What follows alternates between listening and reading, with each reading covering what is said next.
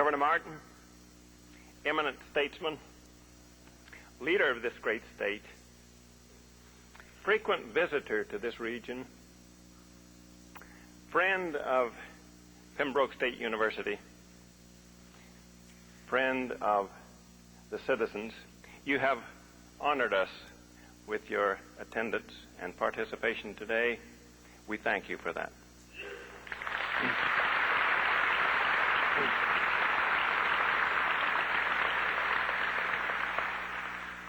President Spangler, you have recognized the uniqueness of Pembroke State University and its special mission. You have been a leader in the business world and now the leader of the greatest state university system in the United States. I thank you for your participation and your support.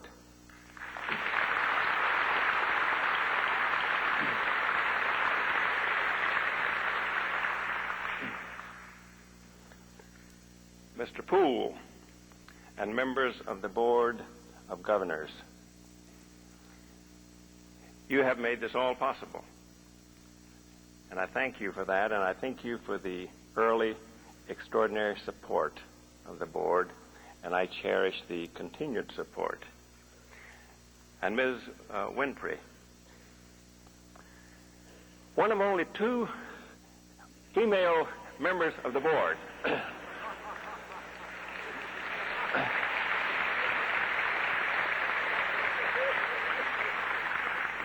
But the dynamic new leader of that board, you've been an extraordinary spokesperson for the cause of Indian education in this state.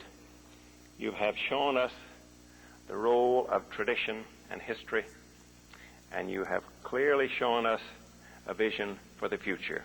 I look forward to working with you and the members of the Board of Trustees, all here save one, and it's going to be great. President Perot and the North Carolina Association for Colleges and Universities and my fellow chancellor colleagues, I've been very impressed with the spirit of cooperation among the institutions in this state, and pledge to you that from my part, that spirit of cooperation will continue as we seek to develop our own institutions, but more importantly, the cause of higher education in this state.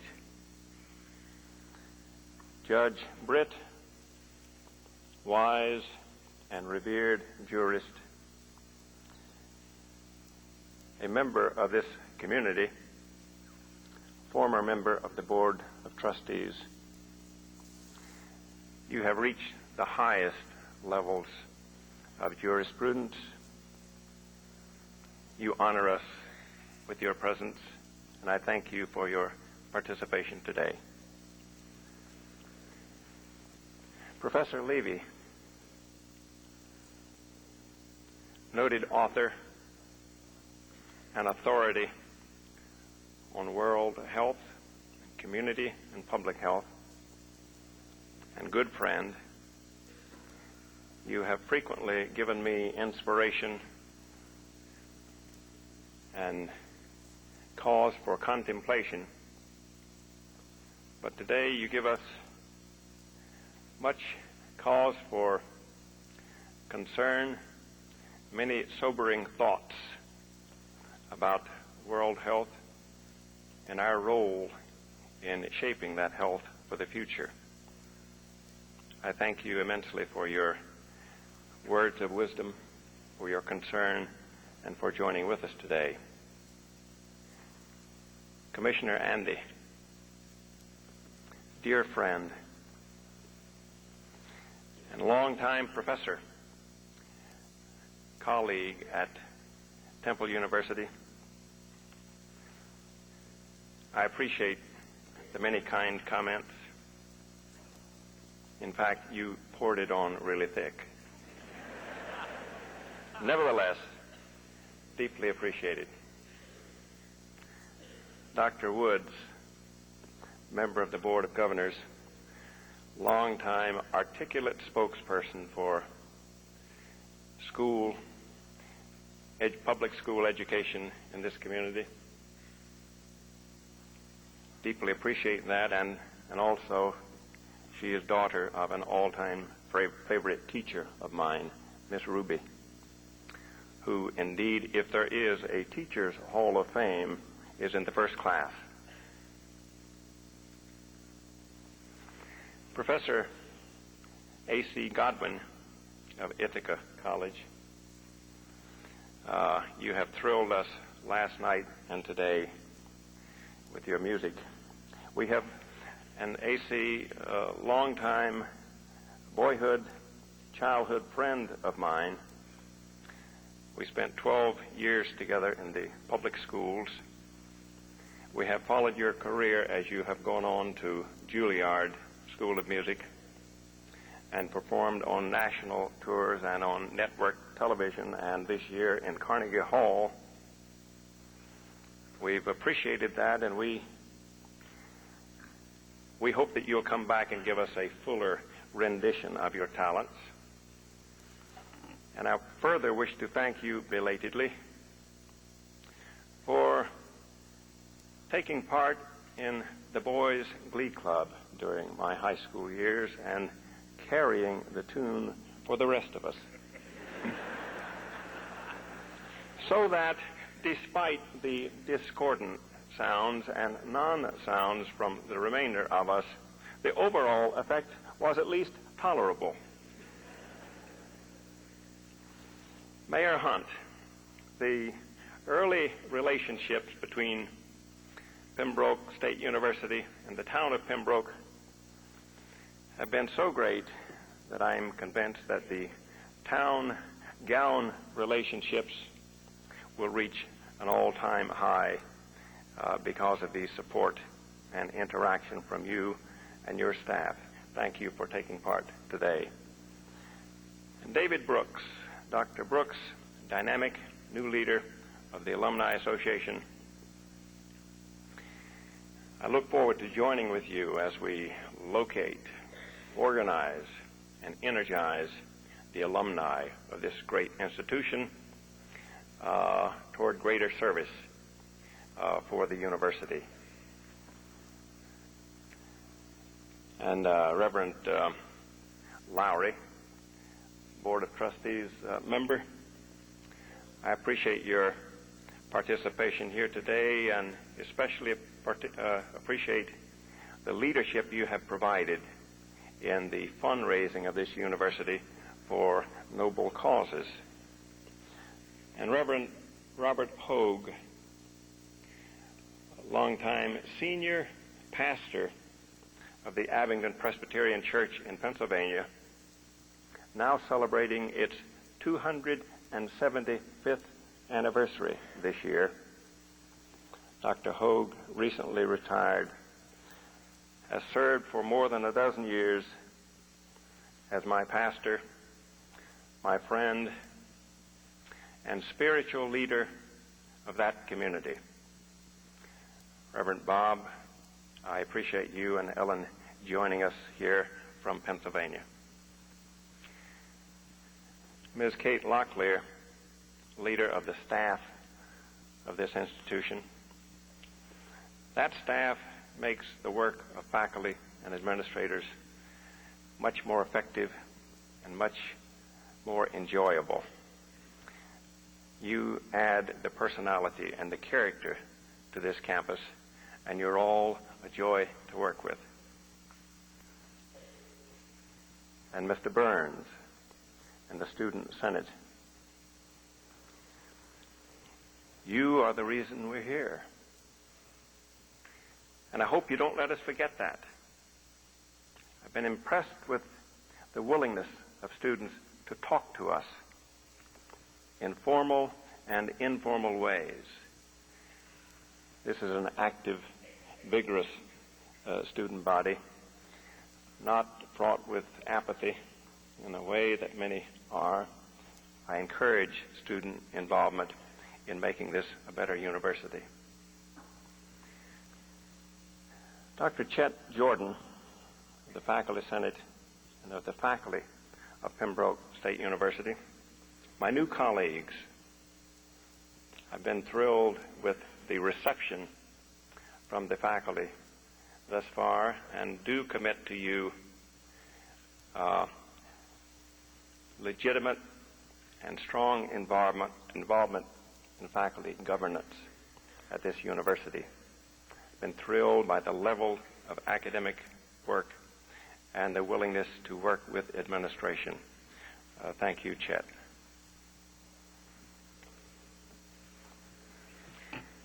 And delegates from near and far, and community friends, your reception and outpouring of goodwill has overwhelmed me. It has been great. Therefore, seeing the great cloud of witnesses surrounding us, I will press on without hindrances. Press on, put aside sins that entangle us, and press toward the mark of the high calling.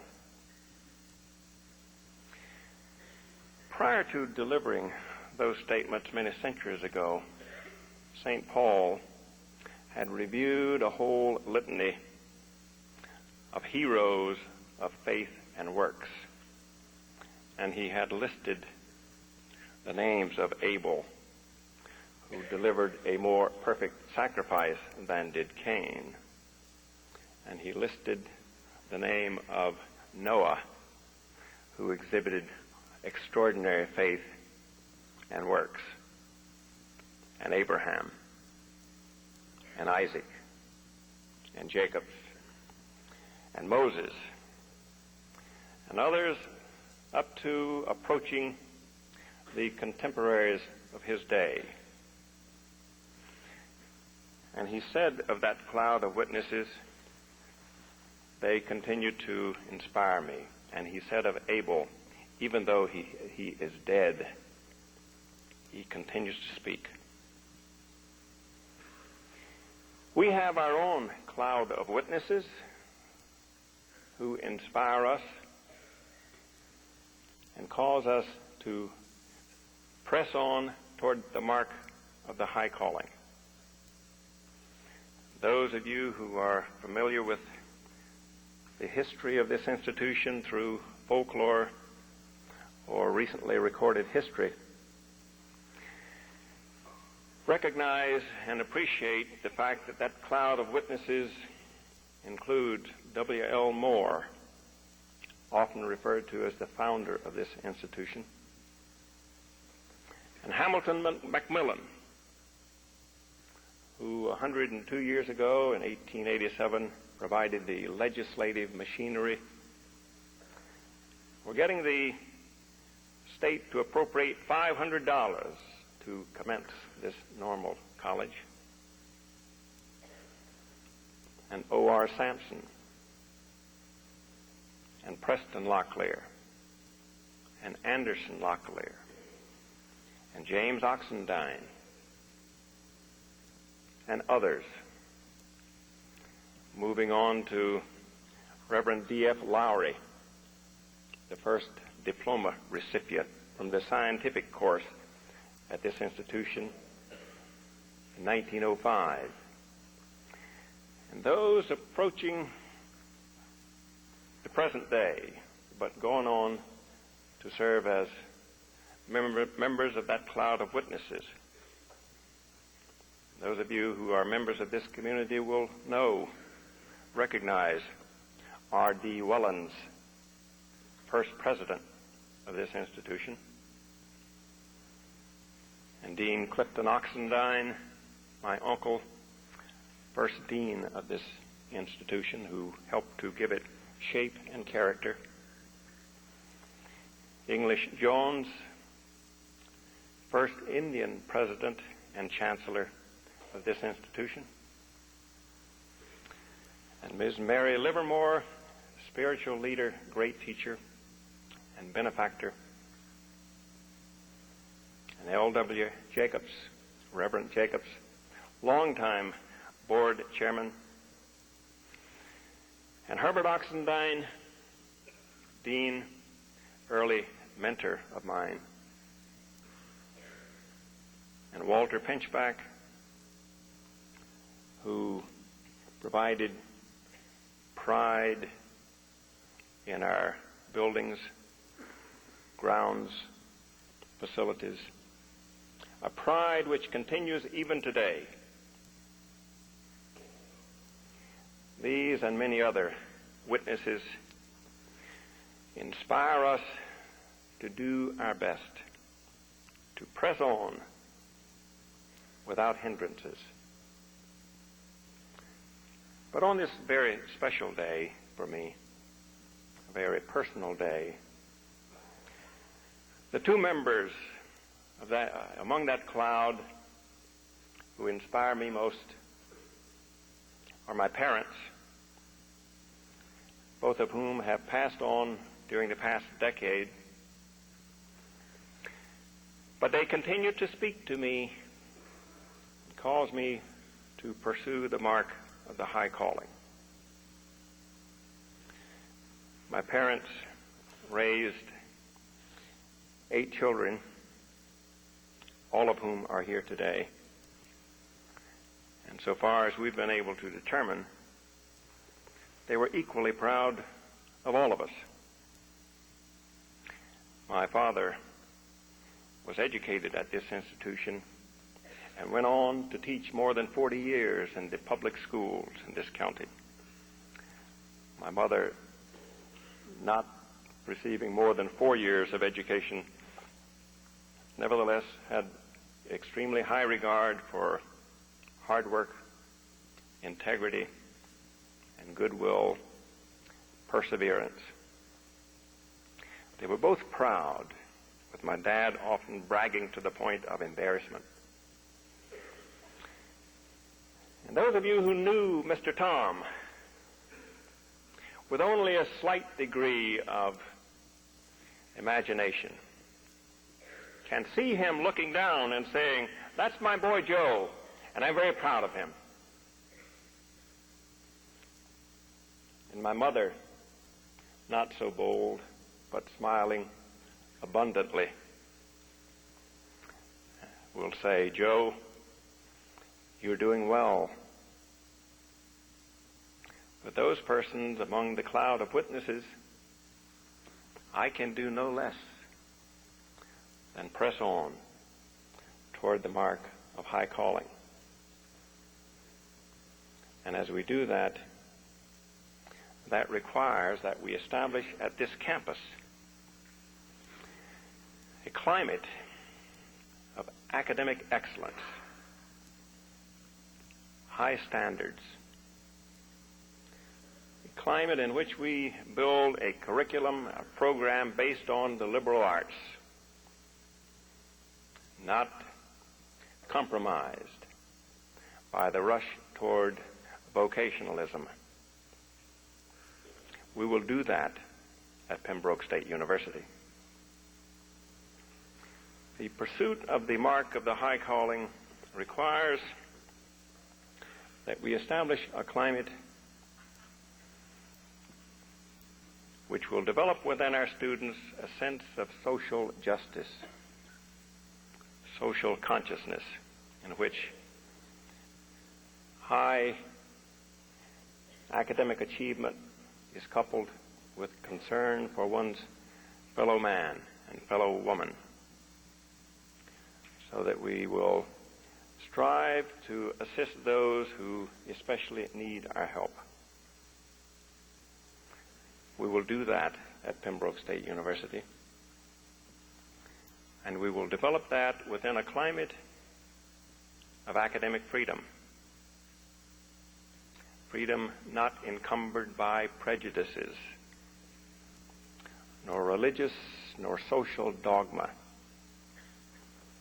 Freedom that encourages faculty and students to pursue knowledge in whichever direction it leads, without fear or intimidation. We will do that at Pembroke State University.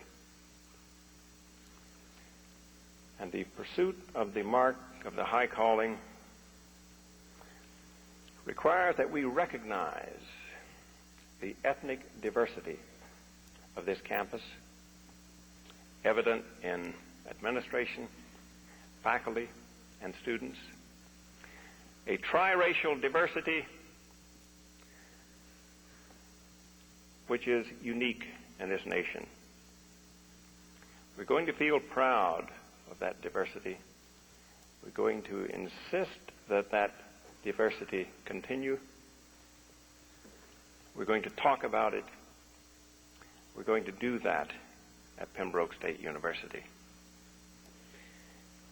The mark of the high calling requires that this university reach out and touch this community and make a difference. We're going to join with public school officials, and we're going to address ourselves seriously to upgrading the quality of public education in this area. We're going to work with the problems of adult literacy, from teenagers to senior citizens. We're going to recognize the serious poverty in this area. And we're going to use the resources of this university in addressing poverty and improving the economic base in this community. We are likewise going to reach out and address the human relations issues in this community, a community often under strife and stress and threats. We're going to address those human relation issues and use the authority, the clout of the chancellor's office and this university to heal the wounds in this community. We're going to do that at Pembroke State University. And those witnesses will look down and say, "Well done." Those persons who follow at witness, spurred on